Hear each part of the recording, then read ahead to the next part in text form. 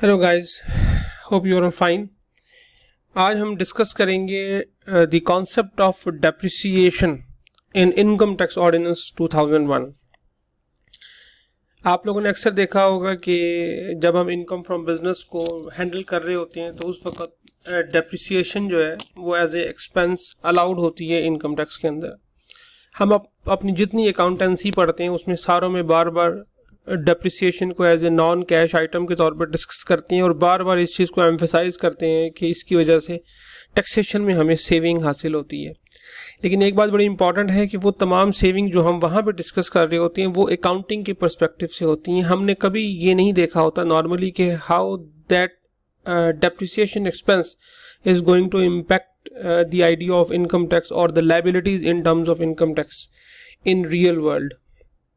इसी तरीके से आपने अगर अकाउंटेंसी को अच्छे लेवल पे पढ़ा है तो आपने देखा होगा कि हम इंटरनेशनल अकाउंटिंग स्टैंडर्ड 12 को डिस्कस करते हैं जिसमें डेफर्ड टैक्सेशन का कॉन्सेप्ट आता है। और डेफर्ड टैक्सेशन के कॉन्सेप्ट में हम यही प्ली उठाते हैं कि normally accounting depreciation and tax depreciation, these two are entirely different things. ठीक है। फिर आपने जब आपने अकाउंटेंसी पढ़ी होगी तो आपने अगर अमेरिकन बुक्स देखी हैं तो आपने शायद मैकर्स का कॉन्सेप्ट देखा हो, that is MACRS, modified accelerated cost recovery system. Modified accelerated cost recovery system is actually the tax depreciation as per United States income tax rules. तो आज का जो टॉपिक है उसमें हम सिर्फ ये डिस्कस करने की कोशिश करेंगे कि डेप्रिसिएशन पाकिस्तान के इनकम टैक्स ऑर्डिनेंस में किस तरीके से अप्लाई होती है। So let's start with our very basic concept. Very important point, सबसे पहले section 22 of income tax ordinance 2001 के तहत पाकिस्तान में सिर्फ और सिर्फ बिजनेस के अंदर डेप्रिसिएशन को as a deduction expense record करने की इजाज़त है। ठीक है। और एक और लफ्ज़ यहाँ पे लिखा हुआ है पर्सन्स डेप्रिशिएबल एसेट्स, यानी कि वो एसेट्स जिसके ऊपर डेप्रिसिएशन रिकॉर्ड हो सकती है। ठीक है। तो ये सबसे इंपॉर्टेंट बात क्या आ गई, इसका मतलब है बाकी किसी भी सोर्स के अंदर income from salary, income from property, income from capital gain या अदर सोर्सेज, किसी भी जगह डेप्रिसिएशन रिकॉर्ड करने की इजाज़त नहीं है। सिर्फ कहाँ पर है, इनकम फ्रॉम बिजनेस के अंदर इजाज़त है। और वो इजाज़त किस चीज़ के ऊपर है, सिर्फ और सिर्फ डेप्रिशिएबल एसेट्स के ऊपर। अब हम देखते हैं कि डेप्रिशिएबल एसेट्स की डेफिनेशन क्या है इनकम टैक्स ऑर्डिनेंस के अंदर। इनकम टैक्स ऑर्डिनेंस कहता है कि depreciable assets means 3 type of assets. सबसे पहले टेंजिबल मूवेबल प्रॉपर्टी। ठीक है जी। अच्छा, यहाँ पे एक और बड़ी इंपॉर्टेंट बात है जो हमें समझनी पड़ती है, वो ये है कि ये जो प्रॉपर्टी का लफ्ज़ है, पाकिस्तान में हम प्रॉपर्टी का लफ्ज़ नॉर्मली इस्तेमाल करते हैं in terms of land and building. Property means मिल्कियत, कोई भी ऐसी चीज़ जो आपकी ओनरशिप के अंदर एग्जिस्ट कर रही है, चाहे वो आपका लैपटॉप है, चाहे वो आपका कंप्यूटर है, चाहे वो आपका मोबाइल फ़ोन है, चाहे वो आपकी गाड़ी है, these are all your property. So tangible movable property means, tangible का मतलब आपको पता है कि जो फिजिकल कैरेक्टरिस्टिक जिसकी हो, मूवेबल का मतलब है जिसको आप मूव कर सकें, जिस तरह गाड़ी है, जिस तरीके से लैपटॉप है, जिस तरीके से कंप्यूटर है। एंड प्रॉपर्टी मींस मलकियत। तो किसी भी किस्म की टेंजिबल मूवेबल प्रॉपर्टी या इमूवेबल प्रॉपर्टी जिसमें लैंड एंड बिल्डिंग आ जाएगी, और structural improvement to immovable property, या इसका मतलब है अगर कोई इमूवेबल प्रॉपर्टी के अंदर कोई स्ट्रक्चरल इंप्रूवमेंट की हो। स्ट्रक्चरल इंप्रूवमेंट से क्या मुराद है कि आपके पास एक खाली ज़मीन पड़ी थी, आपने उसके ऊपर स्विमिंग पूल बना दिया है, आपने उसके ऊपर थोड़ा सा वर्किंग की और आपने वहाँ पे पार्किंग बना दी है, रोड बनी हुई है, डैम बना हुआ है, नहर बनी हुई है, these are all structural improvement. तो इन तीनों चीज़ों के ऊपर डेप्रिसिएशन रिकॉर्ड हो सकती है। कंडीशंस इसमें थोड़ी सी मौजूद हैं। क्या है, सबसे पहली चीज़ है कि उस एसेट की लाइफ 1 साल से ऊपर हो, नंबर 1। नंबर 2, ये उम्मीद की जा रही हो कि टाइम के साथ साथ उस एसेट्स की वैल्यू में कमी आ रही है। एंड नंबर 3, वो चीज़ बिजनेस में इस्तेमाल हो रही हो, चाहे फुली तौर पर चाहे पार्टली, ज़रूरी नहीं है फुली तौर पर इस्तेमाल हो। ठीक है। तो ये एक मेजर चीज़ आ गई। स्ट्रक्चरल इंप्रूवमेंट को भी डिफाइन किया इनकम टैक्स ऑर्डिनेंस ने, और जिस तरीके से मैंने कहा कि स्ट्रक्चरल इंप्रूवमेंट क्या चीज़ है, that is related to immovable property के अंदर होती है। मिसाल के तौर पर रोड के ऊपर कोई बिल्डिंग बन गई है, अब बिल्डिंग अगर पूरी बिल्डिंग बन जाएगी तो फिर वो स्ट्रक्चरल इंप्रूवमेंट नहीं होगी, फिर वो इमूवेबल प्रॉपर्टी में आ जाएगी। रोड बना दिया, driveway, car parking, railway line, canal, drainage etcetera etcetera, dam, ये जो भी चीज़ें ये सारी स्ट्रक्चरल इंप्रूवमेंट में आती हैं। ओके, अब इसकी फर्दर डिस्कशन भी मौजूद है। बड़े एक मिसाल के तौर पर कि डेप्रिशिएबल एसेट्स के अंदर वो एसेट शामिल नहीं होंगे जिसको आपने इनकम टैक्स ऑर्डिनेंस की किसी और क्लॉज के अंदर डिस्कस कर लिया है। Number 1 point. नंबर 2 पॉइंट, फर्ज करें कि अगर एक ऐसा एसेट है, फर्ज करें मेरे पास एक प्लांट मौजूद है जो कि डेप्रिशिएबल एसेट है, मगर वो मैंने प्लांट एक्वायर किया है थ्रू इस्लामिक बैंक, और वो बेसिकली मुशारका फाइनेंसिंग के अंदर है, जिसके अंदर बैंक भी उसका मालिक है और मैं भी उसका मालिक हूँ, जॉइंटली ओन्ड है। ठीक है, इस सिचुएशन के अंदर वो जो जॉइंटली ओन्ड है, हम उसको कंसीडर करेंगे कि depreciable asset shall be treated as to be wholly owned by the tax payer. जो भी टैक्स पेयर है ना, वो उसको अज्यूम करेगा कि वो ही इसका पूरे का पूरा मालिक है। ठीक है, अच्छा जी, अब कुछ बेसिक प्रिंसिपल के डेप्रिसिएशन रिकॉर्ड किस तरीके से की जाती है इनकम टैक्स ऑर्डिनेंस के तहत। सबसे पहली बात, डेप्रिसिएशन किस चीज़ पे रिकॉर्ड होती है? रिटन डाउन वैल्यू के ऊपर। ठीक है, यानी कि जब भी आपने डेप्रिसिएशन की परसेंटेज अप्लाई करनी है तो किस चीज़ पे अप्लाई करनी है? रिटन डाउन वैल्यू के ऊपर। ये लफ्ज़ आपने याद रखना है, written down value, number 1। Number 2, अगर फ़र्ज़ करें कि अगर आपका एसेट जो है वो बिजनेस के साथ साथ पर्सनल कामों के लिए भी इस्तेमाल हो रहा है, तो फिर आप प्रोपोर्शन निकालेंगे कि कितना उसमें रोल बिजनेस का है और कितना रोल अदर देन बिजनेस का है, और उसके मुताबिक डेप्रिसिएशन रिकॉर्ड की जाएगी। ठीक है जी। सेकंड बात, किसी भी सिचुएशन के अंदर जो डेप्रिसिएशन के ऊपर जो टोटल अमाउंट है, डेप्रिसिएशन एंड इनिशियल अलाउंस की जो टोटल अमाउंट है वो डेप्रिसिएशन की कॉस्ट से ज़्यादा नहीं हो सकती। ठीक है, यहाँ पे अब एक नया लफ्ज़ आ गया है, दैट इज़ इनिशियल अलाउंस। इसको मैं अभी एक्सप्लेन करता हूँ, लेकिन फिलहाल आप बस ये समझ लें, इसका बेसिक कॉन्सेप्ट यही है कि जो एसेट की जो कॉस्ट है वो कभी भी डेप्रिसिएशन जो है वो एसेट की कॉस्ट से ज़्यादा नहीं हो सकती, और ये बड़ी कॉमन सेंस की बात है, इसमें कोई मेजर मसला नहीं है। ओके जी, रिटन डाउन वैल्यू, जिस तरह मैंने कहा कि रिटन डाउन वैल्यू पे डेप्रिसिएशन रिकॉर्ड होगी, तो रिटन डाउन वैल्यू क्या चीज़ है? रिटन डाउन वैल्यू ये है, आपने निकालने का तरीकाकार क्या है कि अगर कोई एसेट आपने टैक्स ईयर इसी साल, अगर फर्ज करें this is your tax year, उसी साल में एक्वायर किया है, तो रिटन डाउन वैल्यू कैसे निकालेंगे? Cost of the asset as reduced by initial allowance.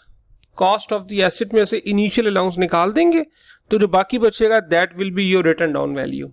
ठीक है, एंड बी पार्ट, अगर वो एसेट इस साल में नहीं बल्कि इससे पहले रिकॉर्ड किया गया, फिर कैसे निकलेगी रिटन डाउन वैल्यू?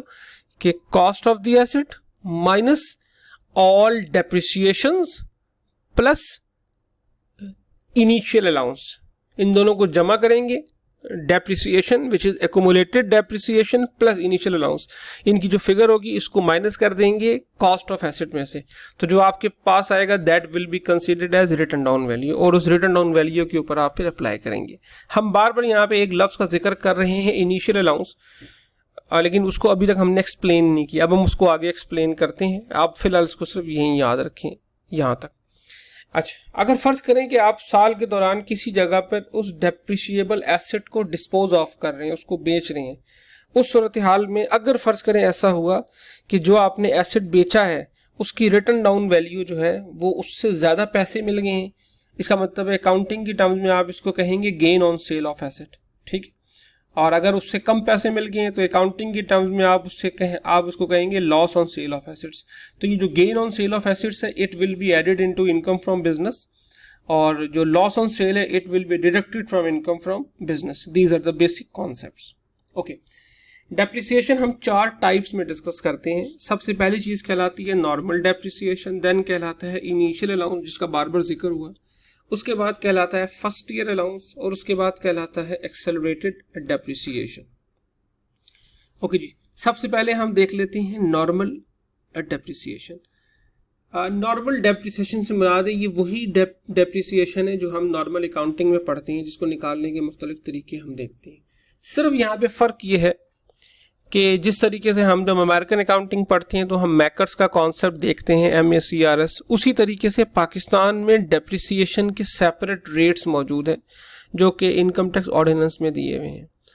पाकिस्तान में इनकम टैक्स ऑर्डिनेंस जो है वो एसेट्स को क्लासिफाई करके उस पर डेप्रिसिएशन के रेट्स बताता है, लेकिन ना वो लाइफ डिटरमिन करता है कि जी कितनी लाइफ होनी चाहिए, और ना हर साल की परसेंटेजेस सेपरेट करता है जिस तरीके से मैकर्स करता है। यहाँ पे सिर्फ परसेंटेज गिवन होती है और जो भी वैल्यू बचती है वो रिटन डाउन वैल्यू के ऊपर वो डेप्रिसिएशन रिकॉर्ड कर लेते हैं। मिसाल के तौर पर मैं अगर देखूँ तो ये वो डेप्रिसिएशन रेट्स हैं जो कि दिए हुए हैं। मिसाल के तौर पर हर किस्म की बिल्डिंग के ऊपर 10% रेट है, हर किस्म के furniture, machinery, motor vehicle, ship वगैरह के ऊपर 15% रेट है, कंप्यूटर रिलेटेड एक्सेसरीज जितनी हैं उनके ऊपर 30% रेट है, एंड सो ऑन, कुछ और भी रेट्स दिए हुए। ये वो डेप्रिसिएशन के रेट्स हैं जो कि हम नॉर्मली इस्तेमाल करते हैं अपनी सारी वर्किंग्स के अंदर। इसके बाद नेक्स्ट कॉन्सेप्ट है इनिशियल अलाउंस। इसको आपके लिए समझना बड़ा इंपॉर्टेंट है, इसलिए कि हमने इसको बार बार देखा है रिटन डाउन वैल्यू के कॉन्सेप्ट के तहत। रिटन डाउन वैल्यू हम निकालेंगे हमेशा किसी भी एसेट की इनिशियल अलाउंस को माइनस करने के बाद, ठीक है। और इनिशियल अलाउंस की डेफिनेशन क्या है? इनिशियल अलाउंस की डेफिनेशन ये है कि हर वो शख्स as per section 23 a person who places an eligible depreciable asset। अब यहाँ पे depreciable asset के साथ एक लफ्ज ऐड हो गया, that is eligible। वो कहते हैं a person who places an eligible depreciable asset into services in Pakistan for the first time in a tax year, ठीक है। यानी कि वो एसेट जो कि एलिजिबल है, जब आप उसको पहली दफा प्रोडक्शन में डालेंगे, सर्विस में डालेंगे, तो आपको किस चीज़ की इजाज़त होगी? आपको इजाज़त मिलेगी कि आप 25% के हिसाब से इनिशियल अलाउंस रिकॉर्ड कर लें। किस चीज़ के ऊपर? फॉर प्लांट एंड मशीनरी, ठीक है। और कंडीशन क्या है? कंडीशन ये है कि ये एसेट जो है ये बिजनेस में फर्स्ट टाइम इस्तेमाल हो रहा हो, ठीक है, या प्रोडक्शन में इस्तेमाल हो रहा हो, और जब वो इस्तेमाल होना शुरू होगा उस वक्त आपने उसके ऊपर इनिशियल अलाउंस अप्लाई करना है। इसका मतलब है कि मैंने अगर उसको जनवरी में ख़रीदा है लेकिन दिसंबर में उस पर प्रोडक्शन स्टार्ट की है, तो फिर मुझे इनिशियल अलाउंस दिसंबर में मिलेगा जब मैंने प्रोडक्शन स्टार्ट की है, ठीक है। तो जो भी टाइम बाद का है उस टाइम के ऊपर मुझे इनिशियल अलाउंस मिलेगा। अब जो लफ्ज़ है एलिजिबल डेप्रिशिएबल एसेट, इसका क्या मतलब है? एलिजिबल डेप्रिशिएबल एसेट का मतलब है कि वो तमाम एसेट्स जिनमें ये चीज़ें शामिल ना हो। क्या क्या चीज़ शामिल ना हो? सबसे पहले कोई भी road transport unless vehicle is plying for hire, कोई भी ऐसी रोड ट्रांसपोर्ट जो कि किराए के लिए ना हो, उसके अलावा कोई भी हो, तो वो एलिजिबल डेप्रिशिएबल एसेट में शामिल नहीं होगी। इसका मतलब क्या हुआ? आपने अगर बिजनेस के लिए गाड़ियां खरीदी हैं, ठीक है, जो कि ऑफिसर्स आपके इस्तेमाल कर रहे हैं और वो किराए पे नहीं चल रही, इसका मतलब है कि वो जो चीज़ है वो डेप्रिशिएबल एसेट तो है लेकिन वो एलिजिबल डेप्रिशिएबल एसेट नहीं है, इसके ऊपर इनिशियल अलाउंस नहीं मिलेगा। किसी भी किस्म का फर्नीचर फिक्सचर अगर आपने ख़रीदा है उस पर इनिशियल अलाउंस नहीं मिलेगा।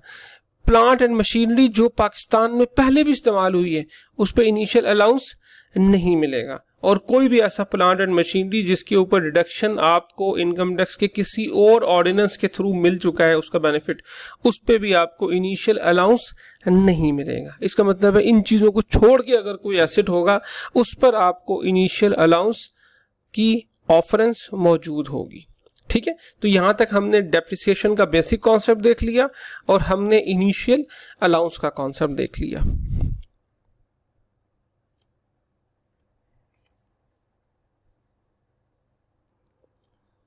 ओके जी, अब ये जो कॉन्सेप्ट हमने अभी तक पढ़ा है इसको हम थोड़ा सा डिस्कस करने की कोशिश करते हैं with the help of some problem, ताकि ये कॉन्सेप्ट मजीद थोड़ा सा हमारे माइंड में क्लियर हो सके। लेट्स सपोज मैं आपसे कहता हूं कि ABC limited has acquired plant and equipment on February 10, 2018 or 19, let's suppose, okay जी, for an amount of rupees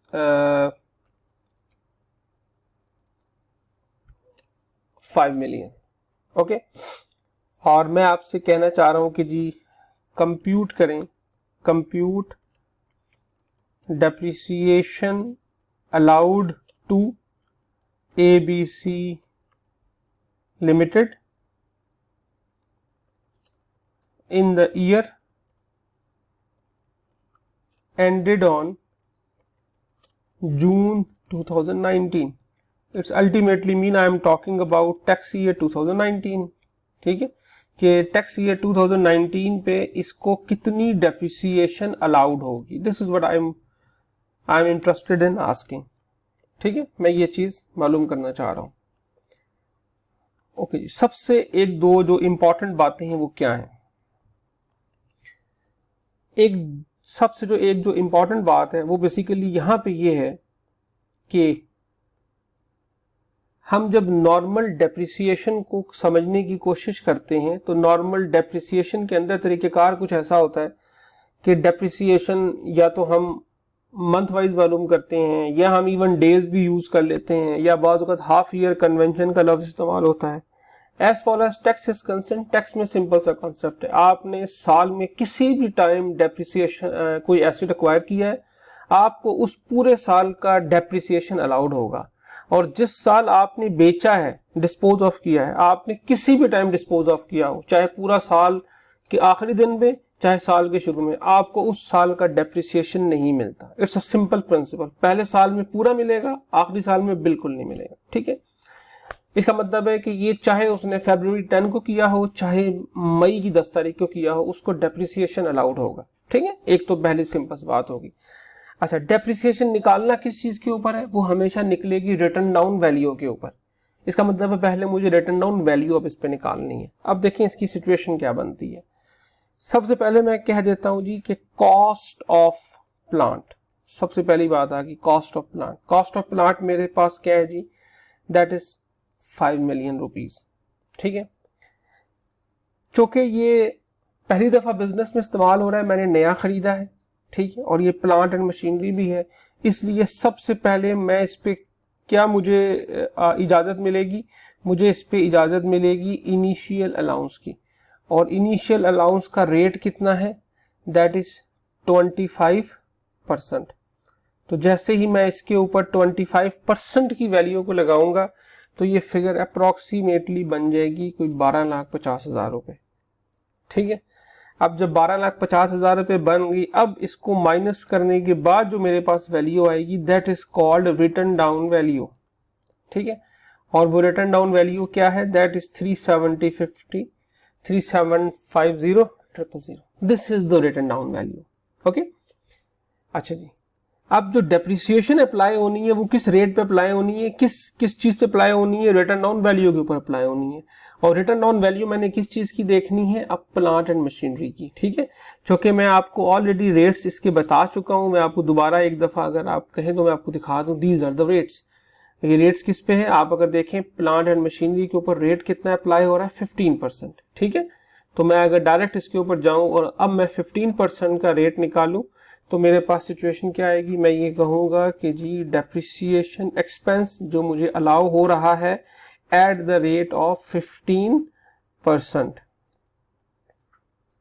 ठीक है, तो मैं अगर यहाँ पे 15% के हिसाब से डेप्रिसिएशन रेट या डेप्रिसिएशन चार्ज, जो भी मैं आपको इसका नाम बोलना चाहूँ, वो मैं अगर करूँ तो मुझे ये पता चलेगा कि उसकी फिगर की पोजीशन जो है वो अप्रोक्सीमेटली आ जाएगी मेरे पास, that is 562,500. This is the depreciation which is allowed. ठीक है, initial allowance is also a type of depreciation. Okay, it's mean the total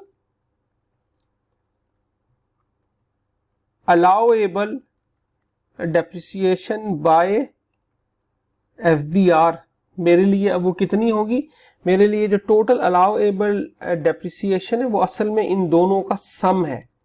ठीक है, plus 562,500।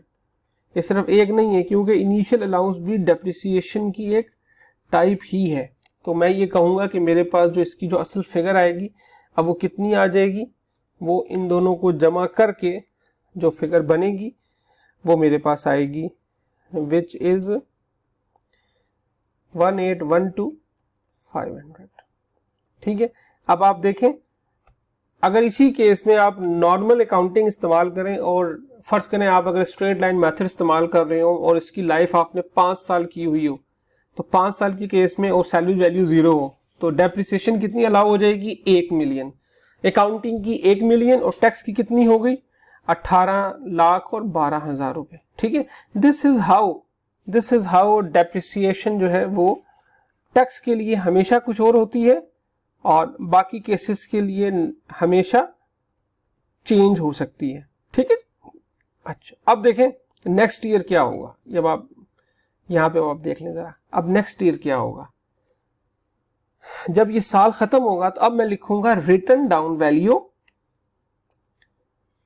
As on June 30th 2019। तो जून 30th 2019 को अब जो रिटन डाउन वैल्यू होगी वो क्या होगी, yes you are very right, कि वो कैसे निकलेगी, वो निकलेगी कि जब मैं 5 मिलियन में से जो अमाउंट मैंने ऑलरेडी डेप्रिसिएशन के तौर पर रिकॉर्ड कर लिए वो माइनस करने के बाद जो फिगर आई 13187 and 500। So this will be the written down value किस डेट पर, this will be the written down value on June 30th 2019। Okay जी, इसका मतलब ये है कि अब मैं अगर देखना चाहूं कि depreciation allowed in tax year, अब जो इससे जो नेक्स्ट टैक्स ईयर है जो कि जाहिर है क्या है 2020, अब उसमें कितना होगा, again at the rate of only 15%, क्योंकि वो तो जो बेसिक कॉन्सेप्ट था वो तो हम इनिशियल अलाउंस तो पहले साल में अप्लाई कर चुके हैं ऑलरेडी। ठीक है, अब ये जो फिगर होगी आपके पास, इसके ऊपर जब आप 15% का अप्लाई करेंगे तो अब आपके पास जो नेक्स्ट ईयर का जो डेप्रिसिएशन रेट आएगा वो कितना आएगा, 4,78,125 हो गए। ठीक है, इसी तरीके से अब जो रिटन डाउन वैल्यू है, अच्छा आप ये बात अगेन समझ लें कि जब मैंने कहा कि depreciation allowed in tax year 2020, तो इस बात का बेसिकली मतलब क्या बना, ये इस तरह मतलब बना कि ये वो साल है जो कि जुलाई 2019 से स्टार्ट होगा और जून 2020 को खत्म होगा। ठीक है, ये मैंने इसको दोबारा इसलिए लिखा है ताकि किसी भी किस्म की गलतफहमी ना रहे। ठीक है, सो डेप्रिसिएशन ये इस तरीके से होगी कि डेप्रिसिएशन नेक्स्ट ईयर का जो कि टैक्स ईयर 2020 बनेगा उसमें इतनी डेप्रिसिएशन रिकॉर्ड होगी। ठीक है जी, सो दिस इज हाउ हम ये इनिशियल अलाउंस और डेप्रिसिएशन एक्सपेंस की बात करते हैं। ठीक है, आई होप कि ये कॉन्सेप्ट आपको रीजनेबली क्लियर हो गया होगा। इसमें मैं एक और बात आपको यहाँ दोबारा बता दूं, और वो बात यहाँ पे ये है कि फर्ज करें कि यही कॉस्ट ऑफ प्लांट ना होती बल्कि ये कॉस्ट ऑफ फर्नीचर होती, तो आप ऑलरेडी देख चुके हैं कि फर्नीचर के केस के ऊपर इनिशियल अलाउंस अप्लाई नहीं होता। ठीक है, फर्नीचर पे इनिशियल अलाउंस अप्लाई नहीं होता। इसका मतलब है कि अगर यही सवाल फर्नीचर से रिलेटेड होता है, यहाँ पर मैं अगर यहाँ पर अभी लिख लूँ कि दिस इज फर्नीचर, तो फर्नीचर के केस में फिर ये चीज अप्लाई नहीं होगी, ये चीज 0 हो जाएगी। ठीक है, जब ये चीज 0 होगी तो डेप्रिसिएशन डायरेक्ट 5% के ऊपर अप्लाई होगी, ये चीज बेसिकली खत्म हो जाएगी। तो रिटन डाउन वैल्यू जो है वो अब यहाँ पे 5 मिलियन ही आएगी। ठीक है, और अब जब इस पे 15 के हिसाब से अप्लाई होगा तो अब 15 के हिसाब से अप्लाई करने के बाद डायरेक्ट उसकी फिगर के ऊपर अप्लाई होगा and it will be considered as 750,000।